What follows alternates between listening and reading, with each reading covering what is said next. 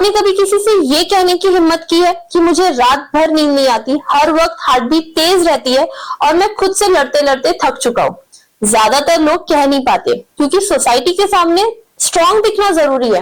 लेकिन सबसे अजीब बात यह है कि जब हम किसी से कहना चाहते हैं तो शब्दों का बोझ ज्यादा लगता है और सुनने वाले समझने वाले कम हो जाते हैं और लोग बस यही कहते हैं कि तुम ज्यादा सोच रहे हो।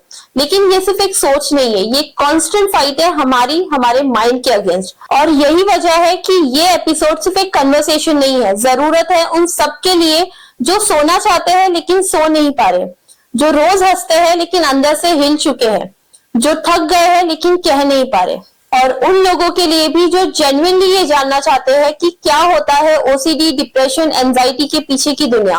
क्या होता है जब दिमाग खुद ही का दुश्मन बन जाता है, क्या होता है जब पैनिक अटैक्स में हम खुद ही को समझ नहीं पाते। और यही सारे क्वेश्चंस के बीच आज हम चर्चा करेंगे बिना फिल्टर, बिना जजमेंट के। और हमारे साथ है एक ऐसी एक्सपर्ट जो इन चीजों को सिर्फ समझती नहीं है, अपने काम के थ्रू सॉल्यूशंस भी निकालती है। चाहे वो क्लिनिकल डिप्रेशन हो, एंजाइटी हो, पैनिक अटैक्स हो, ओसीडी हो, नेगेटिव थॉट्स हो या फिर स्लीप के एंडलेस स्ट्रगल, इनका अप्रोच सिर्फ डायग्नोसिस तक सीमित नहीं है। ये वो डॉक्टर है जो सिम्टम्स के पीछे छुपी हुई कहानियों को समझना जानती है। इनकी गाइडेंस और थेरेपी कई सारे लोगों को न्यू क्लैरिटी, नया कंफर्ट दिया है, without any pressure, without any labels. तो अगर आप भी अंधेरे में अपने आप को अकेला महसूस कर रहे हो या किसी अपने को समझने की कोशिश कर रहे हो तो ये एपिसोड आपके लिए एक मिरर बन सकता है। So now let's welcome with all heart and respect renowned psychologist Tasneem सच्चे खमोसी। Hi Tasneem, great to see you again, welcome back. Thank you guys, आज का पॉडकास्ट बहुत ज्यादा स्पेशल है बिकॉज यहाँ पे एक फैमिली एंगल जुड़ा हुआ है। बिकॉज जो पर्सन है गेस्ट के साथ साथ she is my sister in law, और behind the screen, off screen हम लोग की बहुत सारी energy level, high energy level पे बातें चलती है, लाइक नॉनसेंस टॉक से लेके गॉसिपिंग से लेके बहुत कुछ। तो वही एनर्जी आज ये थॉट आया है कि वही एनर्जी हम ऑन स्क्रीन लेके आए। So I am very much excited for this podcast because she is a psychologist, तो थोड़ी सी मेंटल हेल्थ पे बातें कर लेंगे। So tell me, are you ready for it? I am ready, I am excited. Let's see कि हम informal से ज्यादा फॉर्मल में कितने कंफर्टेबल रहते हैं, बिकॉज हम काफी हैबिचुअल इनफॉर्मल बातें करने के। सो टेल मी कि जो पहला थॉट आया था जब मैंने बोला कि तस्नीम और एक बार पॉडकास्ट करना है, तो क्या मन में पहला थॉट क्या आया? कि हम वापस से बैठ के प्रोफेशनल बात कर पाएंगे जो हम नहीं करते हैं। राइट, तो चलो इस कन्वर्सेशन को स्टार्ट करते हैं। सबसे पहले एक जो मन में सवाल ये है ओवर थिंकिंग को लेके कि व्हाट इज ओवर थिंकिंग। हर दूसरा इंसान बोलता है कि मुझे ओवर थिंकिंग की प्रॉब्लम हो गई है, मैं बहुत ज्यादा सोच रहा हूँ, कुछ भी छोटी सी चीज होती है मैं उसको लेके बहुत ज्यादा सोच रहा हूँ। तो what is over thinking and what is the cause of over thinking? Question काफी इंटरेस्टिंग है एंड क्वेश्चन जो है वो टॉक ऑफ द टाउन है। ओवर थिंकिंग का जो वर्ड है that is like every second person is using these terms of over thinking, negative thoughts, stress, distress, ये सारे लोग बात कर रहे हैं। बट एक्चुअल में ओवर थिंकिंग का बाइफिकेशन क्या है? अगर मैं ओवर थिंकिंग की बात करूँ तो सबसे पहले तो सोचना। हमारे माइंड का बेसिक काम सोचना है, तो माइंड सोचेगा, that is the basic purpose. उसके बिना सर्वाइवल पॉसिबल नहीं है, राइट? अब ये थॉट्स कहाँ पे इंपॉर्टेंट है, कहाँ पे ज्यादा थॉट्स की रिक्वायरमेंट है? अब हम ज्यादा थॉट्स को भी तो ओवर थिंकिंग का टर्म दे रहे हैं, विच मीन्स कि अगर मैं नॉर्मल से ज्यादा सोच रहा हूँ या सोच रही हूँ, अगर मेरा पैटर्न है, अगर मेरा पर्सनालिटी का पैटर्न है कि मुझे ज्यादा सोचने की हैबिट है, but that is not over thinking.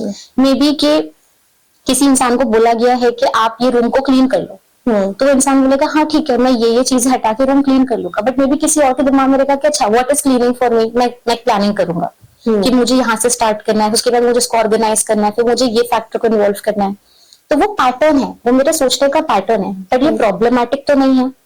So this is also exceeding of the thought, but this is not problematic. But अब question is कि overthinking जो negative term है, problem कहाँ पे create हो रही है? जब मैं negative direction में overthinking कर रहा हूँ या कर रही हूँ। Now what is that? कि preconceived thought, which means कि मेरे दिमाग में already कोई चीज को लेके anxiety trigger हो चुकी है। मुझे ये रूम साफ करना है, अगर मैं नहीं कर पाई तो, नहीं हो पाया तो, अगर मेरा जो क्लेनलीनेस है वो किसी को पसंद नहीं आया तो, अगर करते करते कुछ और हो गया तो, टाइम एक्सीड हो गया तो, अब यहाँ पे मेरा प्रीकंसीव थॉट ऑलरेडी आ गया, राइट? जब मेरा प्री कंसीव थॉट आ गया तो ऑलरेडी मेरे अंदर एंजाइटी इंड्यूस हो चुकी है। मैंने कुछ सोचा जिसको मेरे माइंड में रियल कंसिडर किया, because that's what the work is. अब वो मेरे अंदर इंड्यूस हो गया। अब बाय डिफॉल्ट जब मैं ये एक्टिविटी को परफॉर्म करने वाली हूँ तो मुझे मेरे एक्शंस मुझे पॉजिटिवली सपोर्ट नहीं करेंगे। मे बी अगर वो चीज मैं अच्छे से कर भी सकती हूँ, वो मेरा फोटे है, बट स्टिल मैं वो चीज नहीं परफॉर्म कर पाऊंगी क्योंकि मेरे दिमाग में बिलीव कर लिया है कि ये अच्छा नहीं होने वाला है, this is not good. By default मेरा एक्शन नेगेटिव हो गया। अब मेरी ओवर थिंकिंग वैलिडेट हो गई कि जो मैंने सोचा था नहीं हुआ, वो सच हुआ। इसका मतलब मैं जो सोचती हूँ ना वो गलत नहीं है। तो अगर मुझे लोग कह रहे हैं कि तुम ओवर थिंकिंग मत करो, ऐसा नहीं होता है, but it is by default true, क्योंकि मैंने तो आज तक जो भी नेगेटिव सोचा वो बाय डिफॉल्ट हुआ ही है। राइट। तो वो उसका रेप्लिकेशन एक्सप्लेन होता है। Another answer to this is, ये तो हमने एक साइड इफेक्ट कंसिडर कर लिया, कोई भी चीज को लिमिट से ज्यादा स्ट्रेच करना। फॉर इंस्टेंस नेगेटिव सोचने में प्रॉब्लम नहीं है। मुझे बुरा लगा, उसने मुझसे ऐसे बात करी, मुझे बुरा लग गया, उसने ऐसे रिएक्शन दिया, मुझे बुरा लग गया, चलेगा।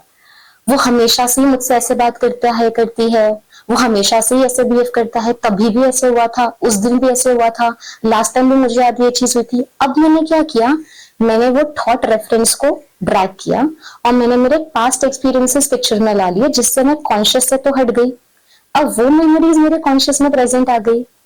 इसका अनदर साइड इफेक्ट है कि ओवर थिंकिंग हमको प्रेजेंट में डिस्टर्ब करती है, प्रेजेंट से अलग करती है, साथ साथ में वो मेमोरीज को भी सरफेस लेवल पे लेके आ जाती है जिसका करंट से एग्जैक्टली जिसका करंट भी आज की डेट से कोई कनेक्शन नहीं है।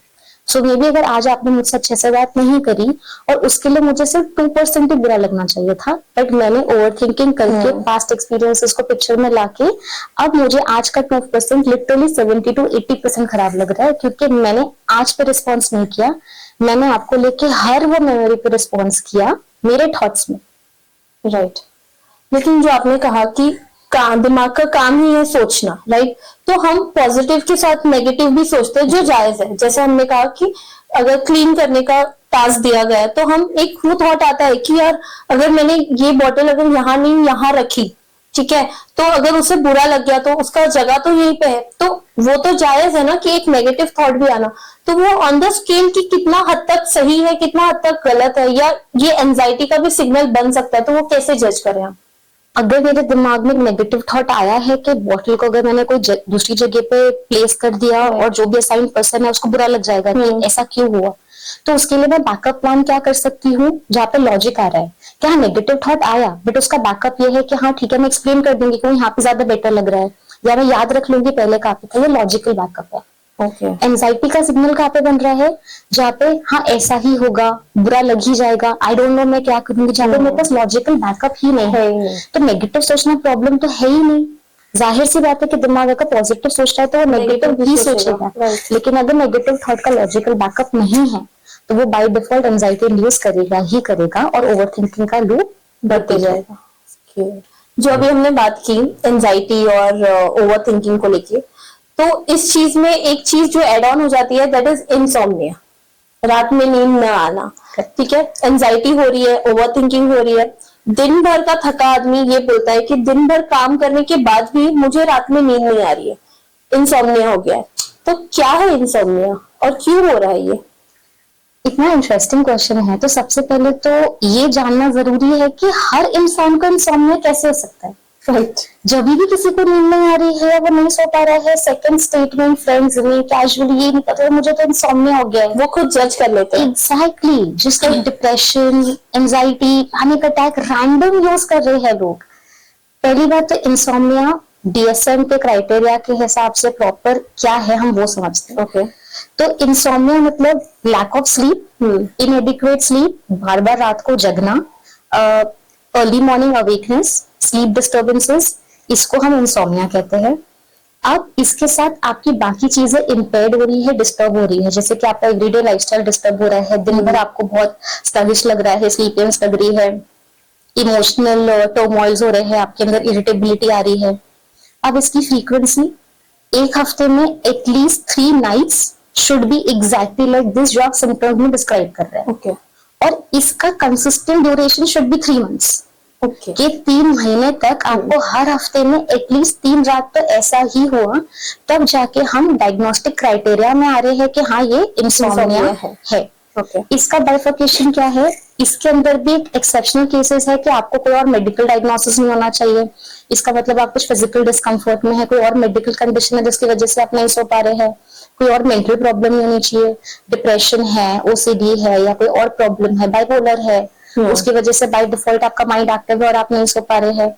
फिर कोई सर्कमस्टांस, सिचुएशनल सर्कमस्टांसेस की किसी की तबीयत खराब है, या यंग मदर्स, मतलब जो फर्स्ट टाइम मदर्स है, बच्चा छोटा है, बाय डिफॉल्ट नहीं सो पा रहे हैं, ये केसेस को एक्सक्लूड करने के बावजूद अगर आपके साथ ये हो रहा है, considering one more factor is कि अपॉर्चुनिटी टू स्लीप ऑल्सो, कि अपॉर्चुनिटी ही नहीं है सोने की तो बाय डिफॉल्ट ये फैक्टर सरफेस लेवल पे आएगी, बट अपॉर्चुनिटी भी है, स्टिल नहीं हो पा रहा है बाय डिफॉल्ट ऐसा, तो हम उसको इंसोम्निया कंसिडर कर रहे हैं। ओके।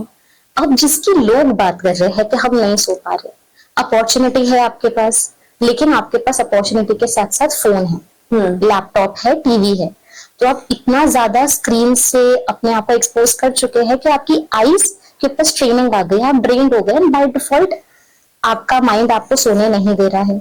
अनदर इज आपका माइंड रात के टाइम पे हाइपर मोड में एक्टिव होता है इन टर्म्स ऑफ थॉट्स, तो दिन भर में जो हम नहीं सोच रहे हैं, हम दिन भर में कोई ना कोई चीज में बिजी है, तो हम सोचते हैं कि बेड पे ही जाके सोचेंगे उसके बारे में जो टाइम रिलैक्स करने का था, तो हमने एसोसिएशन क्या कर दिया बेड के साथ, सोचना, इंस्टाग्राम यूज करना, किसी से बात करना, किसी को दिन भर के अपडेट देना, तो हमने जो टाइम एसोसिएशन रिलैक्सेशन के साथ होना चाहिए था, हमने एसोसिएशन ही किया कि अब ये हमारा एक्चुअल में टाइम स्टार्ट हुआ है टू वर्किंग टाइम, एग्जैक्टली, कि हर चीज का रिकैप आएगा, चीजें आएगी, बाय डिफॉल्ट आपका माइंड नहीं सो पाएगा।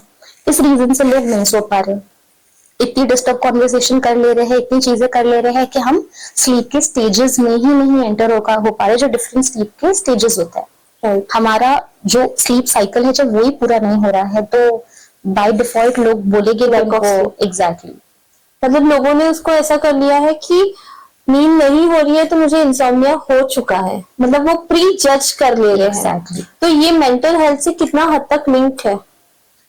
काफी हद तक we have very serious cases of insomnia जहाँ पे लोगों को प्रॉपर ट्रीटमेंट की रिक्वायरमेंट होती है, क्योंकि स्लीपिंग पिल्स या सिर्फ कुछ इनहिबिटर्स नहीं हेल्प करते हैं आपको टू स्लीप, सो यहाँ पे लोगों को रिगरस थेरेपी और चीजों में जाना पड़ता है। बट अपार्ट फ्रॉम दैट, जो लोगों का एक लाइफ साइकिल बन गया है, जब लोगों ने स्लीप को लाइटली लेना स्टार्ट कर दिया है, despite of they can sleep, और वो नहीं सो पा रहे हैं, तो वो they are leading towards insomnia, क्योंकि उनका ब्रेन उस वजह से वायर हो रहा है। And why just insomnia, your sleep is related to every health problem you can talk about, right? So if we have like an Can you just opportunity, share one of your example, like case study आप share करना चाहोगे? Case studies again are many, मैं उसका just आपके सामने definitely रख सकती हूँ कि every 4 in 1 person is complaining कि मुझे स्लीप प्रॉब्लम है, I am not able to sleep, मुझे डिस्टर्ब स्लीप आती है, या मुझे बहुत ज्यादा बैड ड्रीम्स आते हैं, या मुझे बहुत सी बार अवेकनिंग्स होती है, ये चीजें लोग कंप्लेन कर रहे हैं। India is the second ranked country in sleep deprivation, कि यहाँ पे लोगों को बहुत ज्यादा स्लीप का प्रॉब्लम है।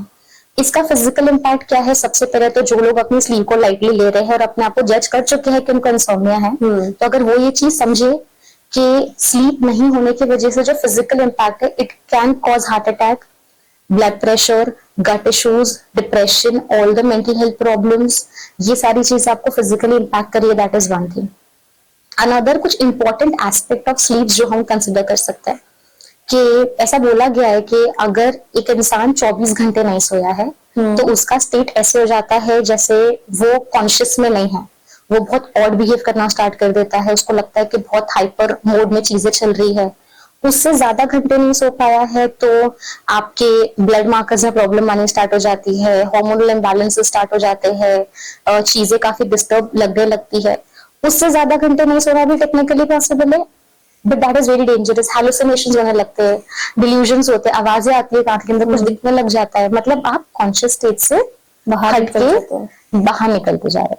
अनदर थिंग इज, होता है डेफिनेटली होता है, क्योंकि यंगस्टर्स, अगर हम स्लीप की बात करें तो सबसे इम्पोर्टेंट एस्पेक्ट जो है वो यंगस्टर्स का है कि आजकल के जो टीनेजर्स हैं उन्होंने ट्रेंड बनाया है रात भर जगने का, कौन कितनी देर तक जग सकता है is the new cool.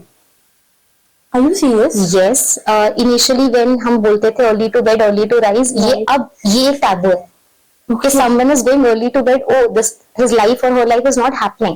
This is So not what they are normal. talking, oh मैं तो 3 बजे तक जगा, oh भाई मैं तो 4 बजे तक जग रहा था, मैं तो रात भर सोया ही नहीं, still next day I'm functional. So that practice कि हमको रात को जगना है, हमको रात को चीजें करनी है is cool, is leading to all of the other problem, but people are not aware of it. Who will make them understand that not sleeping is a problem? Even the people who claim कि वो लोग रात भर जग के पढ़ाई कर रहे हैं, that is also not correct. Why there was a concept made कि आपको 4 AM को उठ के पढ़ाई करनी स्टार्ट करनी है। बहुत रिलीजन में ये मानते हैं कि 4 AM को उठ के प्रेयर स्टार्ट होती है, उसका कुछ तो साइंटिफिक रीजन भी होगा। तो रात की स्लीप इंपॉर्टेंट क्यों है? Again people don't know, people take it lightly, which they claim to be insomnia, but trust me, even if it is not insomnia now, you are getting towards insomnia. अभी हमने जैसे आपने बताया insomnia का graph बढ़ते जा रहा है डे बाय डे, वैसा ही एंजाइटी का भी ग्राफ बढ़ते जा रहा है। रिसेंटली मेरे पास जो बहुत सारे पेशेंट्स आए वो एंजाइटी को लेके बहुत आए हैं, तो 20s और 30s में ये ग्राफ बहुत ज्यादा बढ़ता जा रहा है। तो ऐसा क्यों हो रहा है? एंजाइटी इतनी क्यों लोगों में आ रही है? काफी सरप्राइजिंग फैक्ट है एंजाइटी के पीछे कि हमें लग रहा है कि 20s और 30s में एंजाइटी बढ़ रही है। मेरे पास जो केसेस है एंजाइटी के, they are starting from early school. 3rd standard 4th standard के बच्चे भी आके फोबिया और एंजाइटी की कंप्लेन कर रहे हैं when they don't even know the term to describe that. So anxiety एक टाइम पे, अगर हम वो जनरल एंजाइटी की बात करें तो एंजाइटी क्या है? घबराना, हर चीज के बारे में नेगेटिव सोचना, पैल्पिटेशंस होना, स्वेटिंग आना।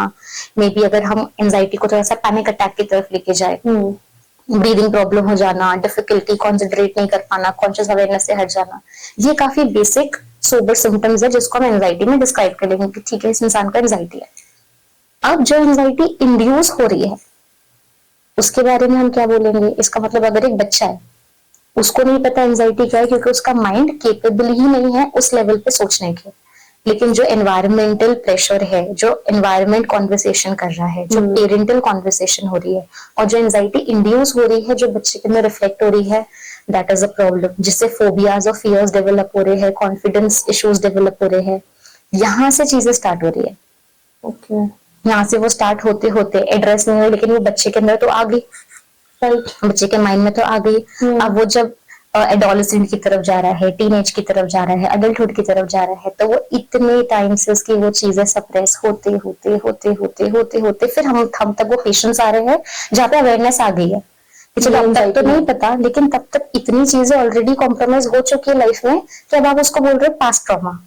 कि आपका तो पास का जो ट्रॉमा है, पास के सप्रेशंस है, करेक्ट। लेकिन अगर हम डायग्नोसिस की बात करें, हम अवेयरनेस की बात करें, I think this podcast is a very good source कि लोगों तक पहुंच के लोग अवेयर हो सके इस चीज के बारे में कि एज अ पेरेंट भी अगर आप स्टार्टिंग से ही इस चीज का ध्यान दो कि एंजाइटी क्या है और बच्चे के अंदर क्यों ट्रांसफर नहीं होनी चाहिए। छोटा सा एग्जाम्पल कि अगर हम एक बच्चे को कह रहे हैं, अगर हम बच्चों के सामने बेचारा टर्म यूज कर रहे हैं, बेचारा है, अरे ऐसा है, तो हमें तो लग रहा है कि हमने उसको टैग कर दिया, लेकिन बच्चे के ऊपर उस चीज का इम्पैक्ट क्या हो रहा है?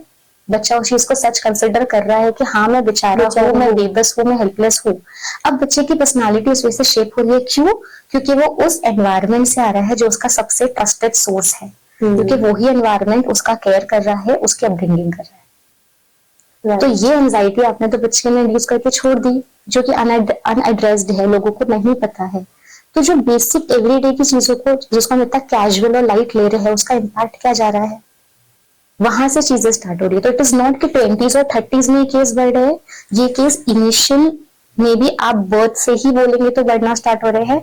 मैं और डिटेल में जाऊंगी तो अगर एक वुमन प्रेग्नेंट है तो अपने प्रेगनेंसी से ही अपने बच्चे के अंदर एंजाइटी इंड्यूस करना शुरू कर दे रही है, not consciously but may be subconsciously also, and उसका रेप्लिकेशन फिर हम लाइफ टाइम फेस कर रहे हैं। हमने अभी जो बात करी एंजाइटी और इंसोम्निया को लेके, जो उसका ग्राफ बढ़ते जा रहा है, ठीक है, बच्चों में ज्यादा बढ़ रहा है 20s 30s में, बट जो बता रहे हैं वो तो चलो ठीक है, हमें पता चल रहा है, बट जो नहीं बता रहे, जो इमोशनली स्ट्रगल कर रहे हैं बट अपने आप को स्ट्रॉन्ग दिखाने की कोशिश कर रहे हैं कि मेरे साथ ऐसा कुछ नहीं है, तो क्या ये सारी चीजें, इंसोम्निया, एंजाइटी, ये सारी चीजें जो नहीं बता रहे, तो क्या डिप्रेशन की तरफ लीड कर रहे हैं?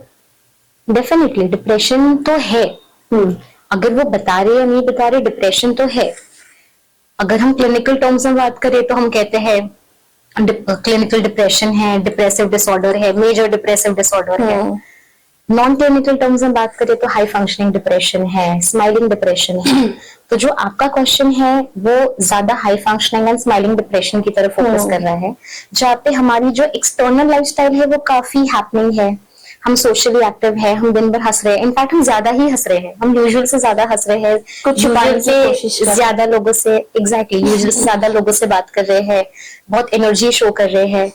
बट एक सबसे बड़ा सिम्टम जो इंसान या तो आइडेंटिफाइड है और वो छुपा रहा है, या तो नहीं पता है कि ये इंसान अकेला रहने से डर रहा है, ये इंसान खाली रहने से डर रहा है। In cases में mostly the individual wants to be occupied into something or the other or always be around people. So you will meet a lot of people.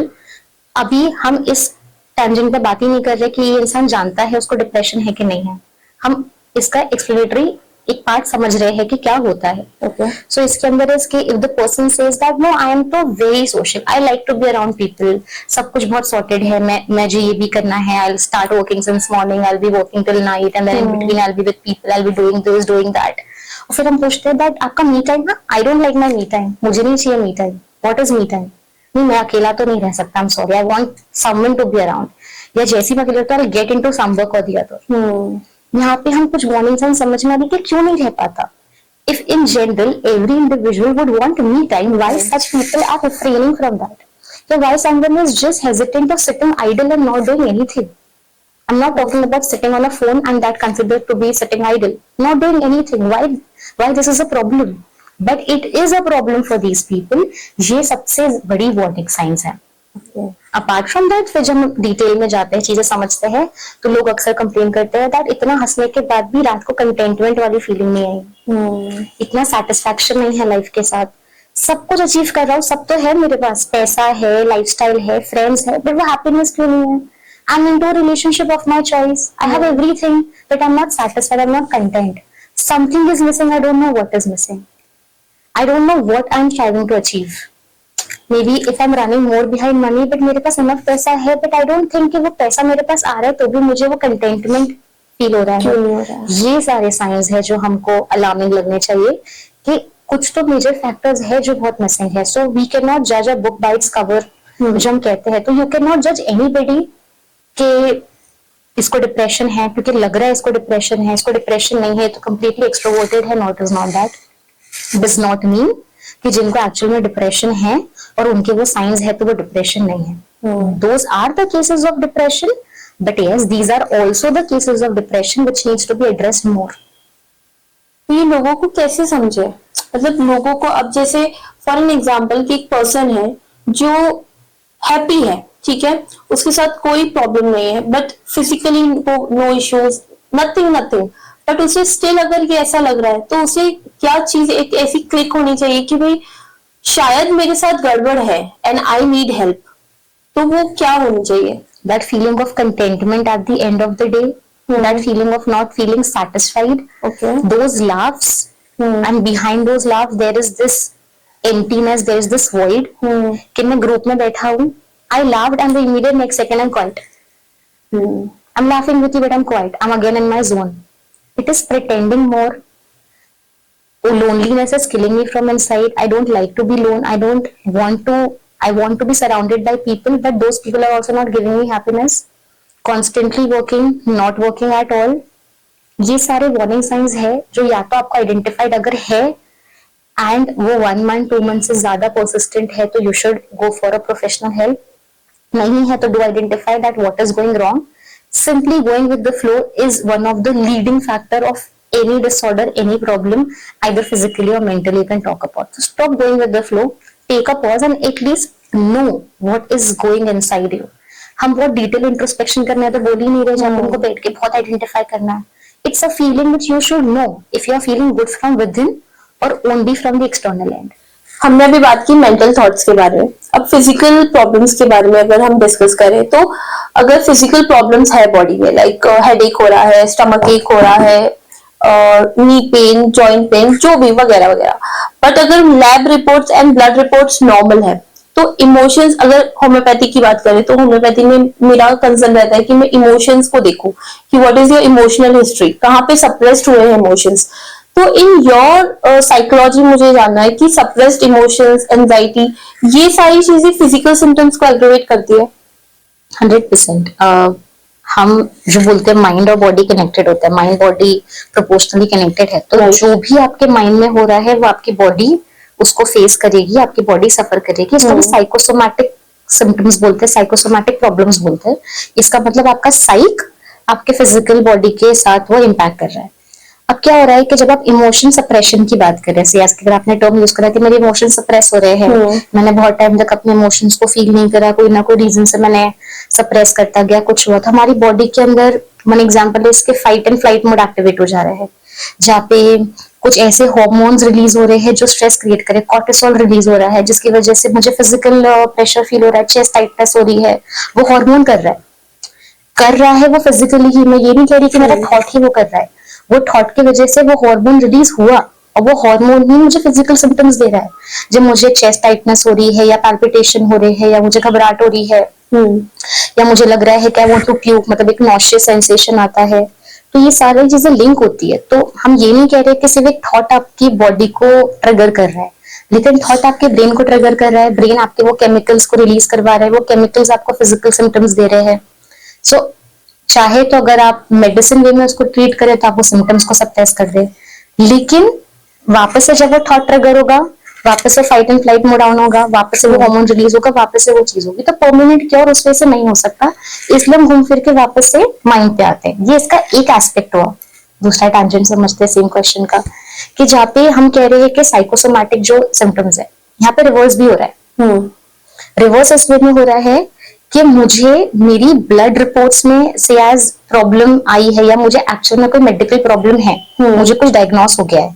अब इस मेडिकल प्रॉब्लम की वजह से मेरे ब्रेन के अंदर, मेरे माइंड के अंदर एंजाइटी ट्रिगर होगी कि अब क्या होगा, अब मुझे कुछ चीज नहीं हो पाएगी। अब वो थॉट्स ने वापस से मेरे ब्रेन के अंदर केमिकल इम्बैलेंस किया, जिसकी वजह से फिर से वो हार्मोन रिलीज हुए और इसने मेरे ये फिजिकल सिम्टम्स को एग्रीवेट कर दिया। इसको हम इंटरलिंक कहते हैं कि चाहे प्रॉब्लम माइंड में शुरू हो या बॉडी में शुरू हो, इररिस्पेक्टिव उसका कनेक्शन एंड इफेक्ट ओवरऑल होना ही होना है, और वो दोनों ही सिम्टम्स वाइस वर्सा मोड में एग्रीवेट होंगे। तो आप जब एड्रेस करेंगे तो आपको ध्यान में रखना ही पड़ेगा कि आप दोनों ही वे से बैलेंस करें। But that is a most important thing कि आप सबसे पहले ब्लड रिपोर्ट्स, ईसीजी, स्कैन्स के थ्रू जाते हैं कि हम कोई चीज जो ऑलरेडी प्रेजेंट है हम उसको मिस ना करें। लेकिन आपको वो आया भी है तो इसका ये मतलब नहीं है कि आप मेंटल थॉट्स को अवॉइड कर लेंगे क्योंकि वो एग्रीवेट ना हो जाए। अगर आप ट्रीटमेंट दे रहे हैं, ब्लड रिपोर्ट में कुछ आया है और आप उसका ट्रीटमेंट कर रहे हैं, तो आपको साइमल्टेनियसली यहाँ का भी तो ट्रीटमेंट करना ही पड़ेगा, क्योंकि आपका ये ट्रीटमेंट फिर इनइफेक्टिव हो जाएगा। तो साइकोसोमैटिक जितनी भी प्रॉब्लम्स होती है उसका हमारा जो एक ट्रीटमेंट रडार होता है वो 360 डिग्री होना ही चाहिए कि कहीं पर भी है लेकिन सारी चीजें कवर हो, 100% mind, body and soul. 100%। Person, being a psychologist, you are also a CBT expert. So first tell me कि what is CBT? CBT is the full form of CBT is cognitive behavioral therapy. Cognition क्या है? हमारा thought process. अब अगर उसको हम बहुत layman language में बात करें और टेक्निकल डिटेल्स में नहीं जाए तो इट इज बेसिकली आपकी प्रोग्रामिंग को चेंज करना। एक ऑलरेडी प्रोग्राम्ड माइंड है जिसके साथ प्रॉब्लम्स हो रहे हैं, एरर्स है, बहुत सारे वायरसेस भरे हुए हैं। अब इसको रिपेयर करना है, ये आया है रिपेयरमेंट के लिए। तो उसके अंदर जो भी हम टेक्निकल डिटेल्स यूज करते हैं, अलग अलग टूल्स यूज करते हैं कि यहाँ पे अगर थोड़ा सा हमको पावर ज्यादा देना है, यहाँ पे पावर कम करना है, यहाँ पे ग्रीसिंग करनी है, यहाँ पे ये चीजें करनी है। तो इन टोटल लेमैन लैंग्वेज में this is what CBT is, जो कि आपके माइंड के रिपेयरमेंट में हम बात कर रहे हैं। तो जो हमारे दिमाग में अगर नेगेटिव थॉट्स चल रहे हैं तो क्या उसको भी आप रिपेयर करते हैं? 100%। अगर हम माइंड की बात कर रहे हैं तो हमारा जो मेन डेटा है, जो हमारी मेन जो मशीन के आइटम्स जिसकी हम बात करें वो तो थॉट्स ही है, वो तो नेगेटिव थॉट्स ही है। इसी को रिपेयर करना पड़ेगा क्योंकि इसके बेसिस पे ही हमारी साइकिल ऑन होगी, हमारी मशीन स्टार्ट होगी। So yes, repayment of negative thoughts is the main crux of CBT. तो सुनने में तो चलो इजी लग रहा है कि भाई चलो ठीक है, ये रिपेयरिंग हो जाएगा और ठीक हो जाएगा, लेकिन प्रैक्टिकली अगर जो बंदा माइंडसेट वो नेगेटिव थॉट्स में लूप में वो फंसा हुआ है तो क्या उसको रिपेयर हो सकता है? माइंडसेट उसका रिपेयर हो सकता है?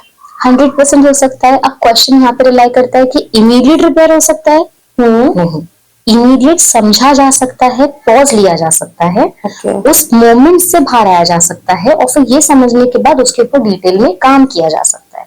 कहने का ये मतलब है कि अगर आज आपकी गाड़ी स्टार्ट नहीं हो रही है तो किक मार के फिलहाल उसको स्टार्ट तो कर दिए, लेकिन सेल्फ में लाने के लिए बैटरी चार्ज करनी पड़ेगी ना, परमानेंट सोल्यूशन के लिए। तो आपका जो क्वेश्चन है, तो आप मुझसे आंसर किस वे में चाह रहे हैं? आप मुझसे आंसर चाह रहे हैं कि उसका परमानेंट सोल्यूशन क्या है, या आप आंसर चाह रहे हैं कि एट द मोमेंट फिलहाल क्या करें, अभी तो कैसे रीस्टार्ट करें? राइट, क्योंकि परमानेंट तो चलो ठीक है, परमानेंट अगर सॉल्यूशंस है तो जितना मुझे पता है कि आपको सेशंस लेना, थेरेपीज लेना, यू हैव टू। बट अगर फंसा हुआ है Exactly. इंसान, तो वो एट द मोमेंट क्या करे? हाँ, वहां से तो रेस्क्यू हो। हाँ, राइट, सबसे पहले तो अवेयरनेस, ओके, जो मेन क्रक्स है। अगर एक इंसान नेगेटिव लूप में फंसा है लेकिन डिनाइल में है, पता ही नहीं है कि मैं एक नेगेटिव लूप के अंदर फंसा हुआ हूँ, तो आप चाह के भी उसकी हेल्प नहीं कर पाएंगे, आप चाह के भी उसको एक्सप्लेन नहीं कर पाएंगे। सबसे पहले अवेयरनेस कि हाँ मेरे साथ ये हो रहा है कि मुझे कांस्टेंट नेगेटिव थॉट आ रहे हैं। जैसे उसका अवेयरनेस हुआ, उसको ये रियलाइज करवाना कि जो आप सोच रहे हैं क्या वो रियल है या अजम्पशन है, हो सकता है या ऐसा हुआ है, ऐसा होने वाला है, उसमें डिफरेंस। जैसे हम कुछ क्वेश्चन करते हैं, जैसे हम उस जगह पे स्टॉप करके क्वेश्चनिंग लेके आते हैं, तो हमारे ब्रेन में ऑटोमेटिकली लॉजिकल ब्रेन एक्टिवेट होता है जो आंसर करने की कोशिश करता है। एग्जाम्पल, हम सब लोग ना थॉट्स के बेसिस पे नहीं, फीलिंग्स के बेसिस पे बात करते हैं। हमें लगता है कि फीलिंग्स ही है जो सबसे सरफेस लेवल पे है। मुझे सैड लग रहा है, मैं बुरा फील कर रही हूँ। इन रियलिटी में मैं बुरा फील नहीं कर रही हूँ, मैं सोच रही हूँ, और जैसे ही मेरे माइंड ने इस सोच को सच कंसिडर कर लिया, बाय डिफॉल्ट वो फीलिंग ट्रिगर हुई। थॉट्स फीलिंग्स ट्रिगर करता है, फीलिंग्स थॉट ट्रिगर नहीं कर रही है। ओके, तो जब मैंने मेरा लॉजिकल पार्ट ही मिस कर दिया सोचने का, तो बाय डिफॉल्ट में फीलिंग्स के वे में आगे और कंटिन्यू हो रहा है। राइट, जैसे ही सोच आएगी, मतलब जैसे ही मैंने ये चीज की बात करी, मैं सोच रही हूँ मैं सैड हूँ और मैं सैड हूँ, दोनों में डिफरेंस है। तो जैसे ही मैंने कह दिया मैं सैड हूँ, मेरे ऑटोमेटिकली फिजिकल सिम्टम्स, ब्रेन के केमिकल एक्टिवेशन उस वे में वर्क कर रहे हैं, और अब मुझे भूख नहीं लग रही, मुझे सैड सॉन्ग सुनने का मन कर रहा है, मुझे रोने का मन कर रहा है, मेरी एनर्जी डाउन हो गई है। बट जैसे ही मैंने कहा मैं सोच रही हूँ मैं सैड हूँ, तो मेरा लॉजिकल ब्रेन इमीडिएट एक्टिव होगा, क्यों, क्या हुआ, ऐसा क्या हुआ जो सैड हूँ, कुछ हुआ। जहाँ पे क्वेश्चनिंग स्टार्ट होगी, वहां पे एटलीस्ट उस मोमेंट पे तो आपको सिनेरियो से बाहर निकल पाएंगे। इसलिए कोई भी चीज का अगर एक इंस्टेंट पॉज चाहिए तो लॉजिकल थिंकिंग को बीच में तो लाना पड़ेगा। अभी जो आपने प्रोग्रामिंग की बात की, तो जो चाइल्डहुड एक्सपीरियंस है या ट्रॉमास है, पास्ट ट्रॉमास, वो हमारे आज के थॉट्स और बिहेवियर पे इफेक्ट डालती है। जैसे चाइल्डहुड में हम बच्चों को, जैसे हमने अभी बात की थी जस्ट कि खाना खा लो नहीं तो बुढ़ा आ जाएगा, जैसा प्रोग्रामिंग अभी का जो जनरेशन, अभी जो पेरेंटिंग हो रही है, अभी जो हम लोग प्रोग्रामिंग कर रहे हैं, तो क्या वो भी आज के थॉट्स और बिहेवियर्स पे इफेक्ट डालती है? 100%, यू आर योर ओरिजिन। आप जो आपका स्टार्ट है, जो आपका इनिशियल है, जहाँ से आपका कॉग्निशन, आपकी प्रोग्रामिंग स्टार्ट हो रही है, उसी के बेसिस पे तो आप फंक्शन करेंगे, राइट? आपकी प्रोग्रामिंग के बेसिस पे ही आप एक्ट करते हैं। तो हर एक चीज का रोल बहुत इंपॉर्टेंट होता है। एक बहुत इंटरेस्टिंग एग्जाम्पल पे अगर हम डायरेक्टली इस टॉपिक को लेके आ जाए, तो वो एग्जाम्पल एक्सप्लेन करती है कि से एक बच्चा है जिसके साथ एक सुपरफिशियल एक्सपीरियंस हुआ है कि वो स्कूल में गया, उसने class attend, by the way I love to give this example in my practice also, I keep giving it to my patients. तो वो उसने क्लास अटेंड किया एंड टीचर ने क्वेश्चन पूछा और उसने इस क्वेश्चन का गलत आंसर दे दिया। तो टीचर ने उसको इंसल्ट कर दिया। सेकेंड टाइम उसने फिर ट्राई करा इस क्वेश्चन का आंसर देने का, जी टाइम पे टीचर ने उसको पनिश कर दिया। थर्ड टाइम उसने फिर ट्राई करा आंसर करने का, इस बार टीचर ने उसको बोला तुम क्लास के बाहर चले जाओ। उसके पूरे दोस्त उसके ऊपर हंसने लग गए। तो आपको क्या लगता है कि ये टाइम पे ये चाइल्ड कैसा फील कर रहा होगा? अगर मैं आपसे पूछूं तो आप बताएंगे कि ये टाइम पे चाइल्ड कैसा फील कर रहा है? खुद इंसल्टिंग फील कर रहा होगा, ह्यूमिलिएटेड फील कर रहा होगा कि मुझे, मतलब सबके सामने मुझे इतना इंसल्ट कर दिया। ऑब्वियसली वो एक बच्चे में उसका सेल्फ कॉन्फिडेंस कम हो गया होगा कि मैं अब चाह के भी आंसर नहीं दूंगा, क्योंकि मैं अगर दूंगा भी तो मेरे मुंह से गलत ही निकलेगा, गलत निकलेगा, टीचर मुझे पनिश ही करेगी। सो एप्ट, वेरी ट्रू। इसका मतलब एट द मोमेंट वो बहुत हैप्पी या प्राउड तो नहीं फील कर रहा है जैसे उसका हुआ है, वो काफी इंसल्टेड फील कर रहा है। फिजिकल बॉडी में जब कुछ हार्म होता है ना, तो हम रिफ्लेक्स यूज करते हैं अपने आप को बचाने के लिए। मैंने आपके पे कुछ थ्रो किया, आप साइड हो जाएंगे, रिफ्लेक्स है जो कि Right. सबकॉन्शियस यूज करता है, वैसे ही हमारा सबकॉन्शियस माइंड अपने ईगो को इंटीग्रेट रखने के लिए, मतलब एक नेगेटिव फीलिंग से अपने आप को बचाने के लिए डिफेंस यूज करता है इन दैट मोमेंट। तो ये बच्चा इस सुपरफिशियल एक्सपीरियंस से अपने आप को बचाने के लिए जो उसने इंसल्ट फील करा वो डिफेंस यूज करेगा। मैं एक डिफेंस में आपकी हेल्प कर देती हूँ। तो से एज एग्जाम्पल में हमने डिफेंस यूज करे, वो शायद वो क्लास जाना अवॉइड करेगा, वो इस टीचर की क्लास अटेंड करना अवॉइड करेगा, वो क्वेश्चन के आंसर देना अवॉइड करेगा, वो उसके दोस्तों से भी थोड़ा सा अलग रहना प्रेफर करेगा क्योंकि ये लोग तो हंसे थे जब वो उसने इंसल्टेड फील करा था। अब जब ये डिफेंसेस यूज करेगा तो बाय डिफॉल्ट उसको पता है कि अब तो टीचर मुझे इंसल्ट नहीं कर पाएगी, तो मैं वो एक्ट ही नहीं कर रहा हूँ जिसकी वजह से मैं ऐसा कुछ फील करूँ। प्रॉब्लम विद डिफेंसेस कि हमारा सबकॉन्शियस माइंड ने एक बार तो यूज कर लिया, लेकिन क्योंकि हमारी प्रोग्रामिंग ऐसे वर्क करती है कि वहां पे पैटर्न्स क्रिएट हो जाते हैं, तो कब ये डिफेंस एक क्लास से सारी क्लासेस के लिए आ गया, एक टीचर से हर टीचर के लिए आ गया, इस बच्चे को पता ही नहीं चलेगा।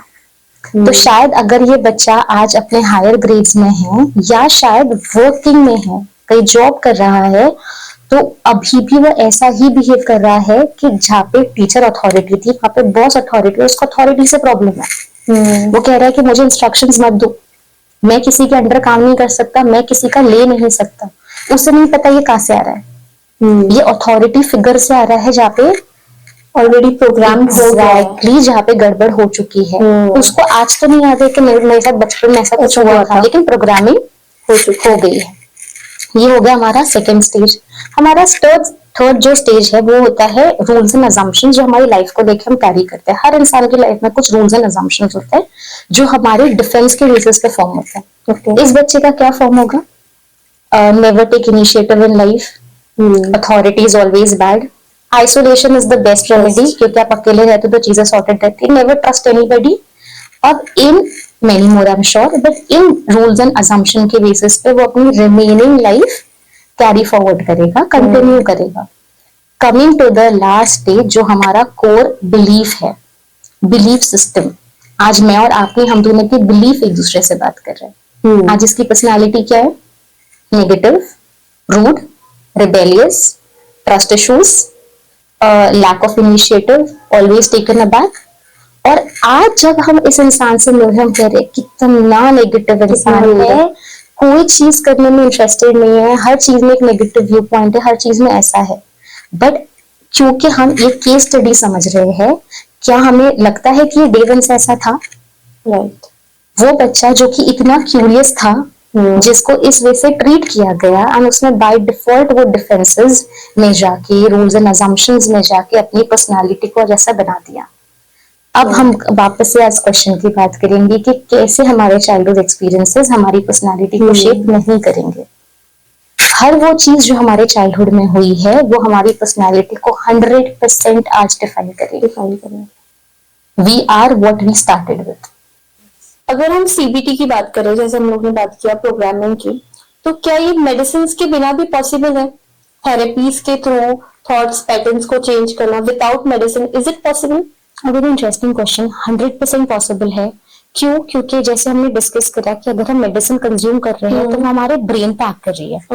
कहने का मतलब ये बिल्कुल भी नहीं है कि मेडिसिन आपको बेनिफिट नहीं दे रही है। अगर कुछ इम्बैलेंसेस है, अगर कुछ केमिकल्स को रिस्टोर करना है, कुछ चीजों को बैलेंस आउट करना है, तो उसके लिए मेडिसिन उतना रोल प्ले करेगी ही करेगी। लेकिन कब तक?